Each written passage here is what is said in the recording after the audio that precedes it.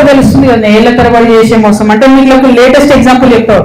నిన్న జూబ్లీహిల్స్ ఎన్నికల్లో నేను ఒక మాట చెప్పిన, నాకు జూబ్లీహిల్స్ ఎన్నికతో సంబంధం లేదు భయ్ అని చెప్పిన.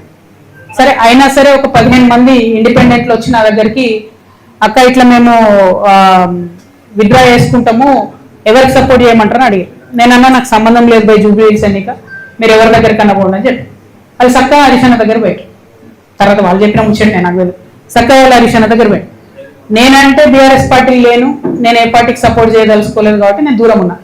హరీష్ రావు కూడా అదే ఆన్సర్ చెప్పారట, మీ ఇష్టం పోయి ఎవరికైనా వేసుకొని అన్నారట. అంతకన్నా ముందు ఏం చేసారు హరీష్ రావు గారు, అంటే బీఆర్ఎస్ మోసం చేసినట్టే కదా ఆయన.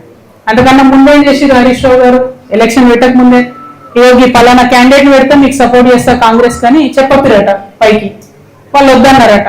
అన్నాక ఈయన సైలెంట్ అయిపోయి. అంటే గమ్మత్ ఏముంటుంది హరీష్ రావు గారిది అంటే తెలియడానికి టైం పడుతుంది. ఎందుకంటే ఇవాళ వారి అన్ఫార్చునేట్ వారి తండ్రి గారు చనిపోయినారు.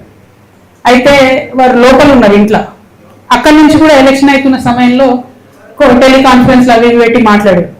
అప్పుడు హరీష్ రావు గారి భజన పరులంతా ఏం బిల్డప్ ఇచ్చారు, హరీష్ అన్న ఇంత కష్టంలో కూడా పార్టీ కోసం నిలబడి టెలికాన్ఫరెన్స్ పెడుతున్నారు అన్నారు.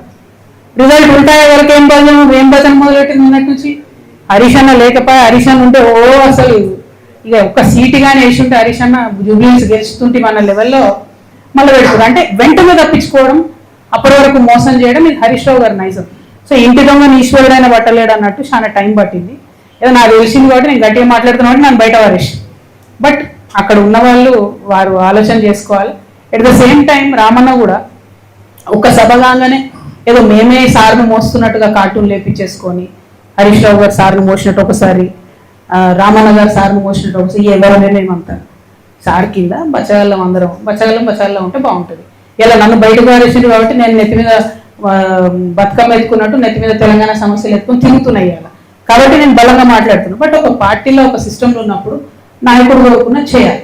వీరేం చేస్తున్నారు, సభ సక్సెస్ చేయగానే రామన్న నెత్తి మీద సార్ పెద్ద సార్ ఫోటో పెట్టి నేనే మోసినా అని ఆయన వేసుకున్నాడు కార్టూన్. తెల్లవారు ఈయనేం చేసిండు హరీష్ అన్న, వి ప్రకాష్ లాంటి వాళ్ళని కొంతమందిని పెట్టుకొని అసలు హరీష్ లేకపోతే కేసీఆరే లేడు, హరీష్ లేకపోతే తెలంగాణ ఉద్యమమే లేదు. ఏంది ఇది అవసరమా? ఇప్పుడు ఇక్కడ పద్మదేవేందర్ రెడ్డి గారు ఉన్నారండి, వీరు 2009లో ఎక్కడున్నారండి? కేసీఆర్ గారి మీద నాకు గుర్తుంది 2 చేతులతో దుమ్మెత్తి పోసి నా పార్టీని ఎక్స్పెక్ట్ వెళ్ళిపోయింది. ఆమె టికెట్ ఇవ్వకపోతే మేడం వెళ్ళిపోయినరా, మళ్ళా జర ఉద్యమం గట్టిగా ఈ సార్ దీక్ష చేయగానే ఎట్లా వచ్చింది వాపస్? ఎవరు సపోర్టు మేడంకి, ఆ దేవేందర్ రెడ్డి అన్నకి? హరీష్ రావు గారు కదా. మరి జిల్లాలో ఒకే సపోర్ట్ ఉన్నారు, తీసుకొచ్చిరు. ఇక్కడ వింటుంటే అసలు ఎంత గవర్నమెంట్ వస్తుండే అవి నాకు కొన్ని చెప్పబుద్ధి లేదు. ఒక్కొక్క ఉద్యోగం ఇస్తే మనం 2 లక్షలు తీసుకుంటారా, 3 లక్షలు తీసుకుంటారా? అన్ని మెదక్ల పనులు పెండింగ్ ఉంటాయా? మరి అట్లాంటి నాయకులు సపోర్ట్ చేయొచ్చా బీఆర్ఎస్? ఆనాడు ఆ మేడం టీఆర్ఎస్కి వెళ్ళి బయటకు పోయి కేసీఆర్ గారి మీద 2 చేతులతో దుమ్మేసిపోతే ఆమెకు సపోర్ట్ చేసింది ఎవరండి? ఆ రోజు ఇటు పక్క పద్మకు ఓడిపోతుంది, అటు పక్క వైపీఆర్ అఫీషియల్ టీఆర్ఎస్ క్యాండిడేట్ ఓడిపోతారు, ఇంకో మంచి గెలుస్తాడు. హౌ సపోర్ట్ చేయలేదా హరీష్ అన్న? అసలు చేస్తున్నాడు ఆయన.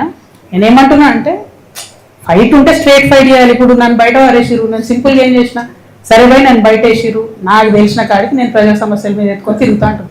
అట్లా స్ట్రేట్ ఫైట్ చేయాలి. లేదు మోసపూరితమైన ఫైట్ చేస్తారు కాబట్టి నేను ఒకటే అంటున్నా,